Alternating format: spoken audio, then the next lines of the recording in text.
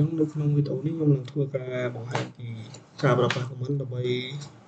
បង្កើត user ឬមួយក៏ delete user ផ្សេងៗនៅក្នុង Ubuntu server របស់យើងពេលចឹងដំបូងយើង check UMI សិនមកថាយើងស្ថិតនៅក្នុង user មួយណាហើយបន្ទាប់មកយើង check មើល version etc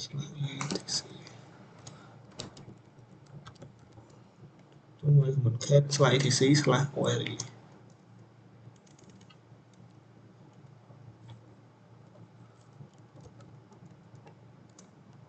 អូខេចឹងUbuntu របស់ខ្ញុំគឺ version 4.04 អូខេចឹងយើងទៅដាក់ clear មួយបន្ទាប់មកយើងប្រើ command sudo user add ហើយវាយឈ្មោះដែលយើងចង់ដាក់ខ្ញុំសូមដាក់ឈ្មោះ ctech password របស់យើងចឹងសម្រាប់ user មួយហ្នឹងដែរគឺវាជាប្រភេទ user ដែលអត់អាចបង្កើត directory ឬមួយក៏បង្កើត folder បានទេអូខេចឹងយើងធ្វើការបង្ហាញវាដោយប្រើ command cat/etc/passwd អូខេចឹងនេះគឺជា user ដែលខ្ញុំបានបង្កើតមិញហ្នឹងឈ្មោះថា ctech ហើយលេខវា1001បានន័យថានៅពេលយើងបង្កើត user ដំបូងគឺ1000អញ្ចឹងវាចាប់ផ្ដើមលេខ1000ហើយនៅពេលយើងបង្កើត user បន្តទៀតវានឹងឡើងលេខហ្នឹងទៅហើយ user មួយហ្នឹងវាស្ថិតនៅក្នុង home/ctech អូខេអញ្ចឹងបន្តមកទៀតយើងធ្វើការ delete user មួយហ្នឹងចោលអញ្ចឹងយើងប្រើ sudo user delete ហើយវាយឈ្មោះ user ដែលយើងចង់ delete មួយហ្នឹងអូខេហើយបន្ទាប់មកយើងធ្វើការប្រើ command cat/etc/passwd ហ្នឹងទៅដែរដើម្បី check មើលថាវាបាត់មែនឬអត់ហើយអញ្ចឹងវាបានបាត់ហើយមិញហ្នឹងគឺមាន2 user ចឹងឡើយគឺនៅសល់តែ user របស់ខ្ញុំមួយទេអញ្ចឹងបន្ទាប់គឺយើងធ្វើការប្រើប្រាស់ command មួយដែលវាខុសគ្នាបន្តិចវាមានដក ហើយនៅពេលយើងកើត user ហ្នឹងទៅវាមាន directory របស់វាត្រឹមត្រូវហើយដក ហើយយើងវាយឈ្មោះដែលយើងចង់ដាក់ពីអញ្ចឹងយើងធ្វើការសូវាមួយដង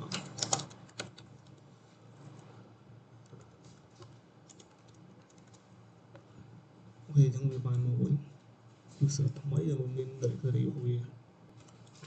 អូខេអញ្ចឹងបន្ទាប់មកគឺយើងធ្វើការ check ថាវាមាន user 2នៅក្នុងហ្នឹងឬអត់អញ្ចឹងយើងធ្វើការវាយ cd home មួយមក cd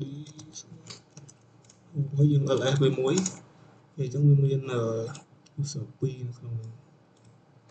អញ្ចឹងបន្ទាប់ពីយើងបានបង្កើត user ហ្នឹងហើយគឺយើងធ្វើការ set password ឲ្យ user មួយហ្នឹងយើងប្រើ command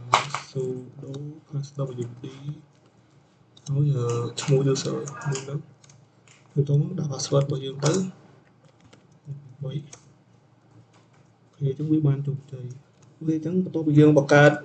user ហើយនឹង password ហើយយើងសាកធ្វើការ login ខ្ញុំឲ្យ command sudo ហើយ ctech បន្ទាប់មកយើងឲ្យ password អូខេអញ្ចឹងយើង check មើលថាយើងស្ថិតនៅក្នុង user ហ្នឹងមែនអត់គឺស្ថិតនៅក្នុង user ctech ហើយយើងធ្វើការ check មើល directory របស់វា pwd ហើយវាកំពុងតែស្ថិតនៅក្នុង directory home ហើយអញ្ចឹងបន្ទាប់មកខ្ញុំធ្វើការ login ចូល user របស់ខ្ញុំវិញទៅវាយឈ្មោះ user ហើយ password ហើយអញ្ចឹងយើងបានចូលមកដល់ user របស់ខ្ញុំដើមវិញហើយយើង check មើលអូខេយើងធ្វើការ clear មួយហើយបន្ទាប់មកយើង delete user ctech ហ្នឹងចោល sudo user del ctech អូខេអញ្ចឹងវា load ថា user ctech is currently used by process 1087 អញ្ចឹងបានន័យថាយើងអត់ទាន់ delete វាកើតទេដោយសារតែវានៅកំពុងតែជាប់ service ពេលអញ្ចឹងយើងបើសិនជាយើងចង់បិទ service វាយើងធ្វើការប្រើ sudo kill ហើយដកលេខ9ហើយលេខ1087អូខេអញ្ចឹងវាបាន kill ពេលអញ្ចឹងបន្ទាប់ពីយើងធ្វើការ exit បន្ទាប់ពីយើងធ្វើការ kill វាហើយយើង exit វាមួយសិនហើយបន្ទាប់មកយើងចូលទៅវាថាថ្មី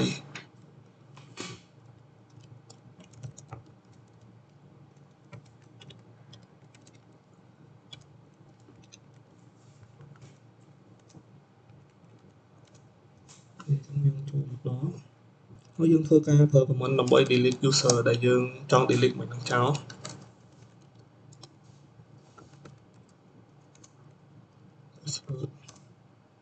ពេលអញ្ចឹងយើងធ្វើការ check មើលថាវា delete បាត់មែនឬក៏អត់វាអញ្ចឹង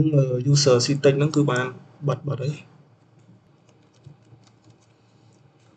ពេលអញ្ចឹងបន្ទាប់ពីយើង delete បាន user ហ្នឹងហើយវានៅជាប់ directory របស់ user ហ្នឹងនៅក្នុង home មួយទៀតអញ្ចឹងយើងចូលទៅកាន់ home មើលហើយយើង flash វាពេលអញ្ចឹងវានៅជាប់នៅក្នុងហ្នឹងពេលអញ្ចឹងដើម្បីយើងធ្វើការ remove directory របស់វានឹងចោលគឺយើងប្រើ command sudo om.ovs ហើយឈ្មោះ user មួយហ្នឹងពេលអញ្ចឹងវា load message មកថាយើង remove directory របស់ user ហ្នឹងបានជោគជ័យហើយយើងធ្វើការ leave វាមួយទៅអូខេអញ្ចឹងវាបាត់មែនអូខេអញ្ចឹងយើងនឹងមានមួយរបៀបទៀតក្នុងការបង្កើត user យើងធ្វើការ cd មួយហើយយើងធ្វើការវាយ command sudo user add.m.s/bin/bash ហើយវាយឈ្មោះ user ដែលយើងចង់បង្កើតហើយយើងចុច enter តោះមកយើងធ្វើការសូមួយចង់ដឹងថាយើងបង្កើតបានជ័យអត់អូខេអញ្ចឹងมันវាបាន load មកហើយអញ្ចឹងយើងបង្កើតមិញហ្នឹងគឺវាមាន /bin ហើយនិង /bash នៅពីក្រោយវាអញ្ចឹងតោះមកយើងធ្វើការ delete user ហ្នឹងចោលតែប្រើ command sudo user delete ហើយ cd អញ្ចឹងយើងធ្វើការសូវាមួយអូខេអញ្ចឹងវាបាន delete បានជោគជ័យហើយអូខេអញ្ចឹងយើងសាកចូលទៅកាន់ directory home សាកមើលថាវាមានជាប់ user នៅក្នុងហ្នឹងអត់យើង ls វាមើលអូខេអញ្ចឹងវាជាប់នៅក្នុងហ្នឹងដដែលអញ្ចឹងដើម្បីយើងធ្វើការ remove វាចេញយើងវាយ sudo om/home/user ស៊ីតិចអូខេអញ្ចឹងវា load message ហ្នឹងទីមកអញ្ចឹងយើងធ្វើការ leave វាមើលម្ដងទៀតអូខេវាបាត់មែនអូខេអញ្ចឹងយើងធ្វើការ cd វាត្រឡប់ទៅក្រោយវិញហើយមានមួយរបៀបទៀតក្នុងការបង្កើត user វាស្រួលអញ្ចឹងយើងធ្វើការ command វាយ command sudo add user secret ហើយវាយឈ្មោះខ្ញុំមកធ្វើការ enter ពីហើយយើង set password អញ្ចឹងយើងធ្វើការវាយឈ្មោះរបស់យើងមក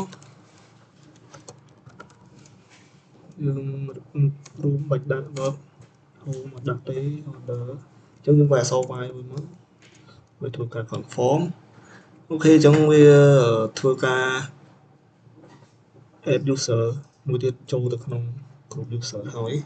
អូខេអញ្ចឹងយើងធ្វើការបង្ហាញ user របស់យើងដែលយើងបានបង្កើតមិញហ្នឹងនេះអញ្ចឹងយើងបានបង្កើតហើយ state orbiter ហើយលេខ ID នៅកន្លែងពេញយើងមានចុច3អញ្ចឹងដោយសារតែខ្ញុំអត់ពេញព័ត៌មានមកទេអញ្ចឹងទៅវាចេញចុច3ហើយវាស្ថិតនៅក្នុង directory home ពេលអញ្ចឹងបន្ទាប់ពីយើងបង្កើត user នឹងហើយយើងនឹងធ្វើការ login សាកមើលយើងប្រើ command su ហើយឈ្មោះ user enter password អូខេយើងបានចូលមកដល់ក្នុងនោះយើង check មើលសិន who am I អូខេអញ្ចឹងយើងបានចូលមកដល់ user ដែលយើងបានបង្កើតមកហើយពីនឹងស្ថិតនៅក្នុង home ពី user របស់យើងដែរហ្នឹងអញ្ចឹងគឺយើងធ្វើការ login បានហើយយើងសូមធ្វើការ login ចូល user របស់ខ្ញុំវិញអូខេ check មើល who am I directory អូខេអញ្ចឹងសម្រាប់វីដេអូហ្នឹងគឺមានតែប៉ុណ្្នឹងទេ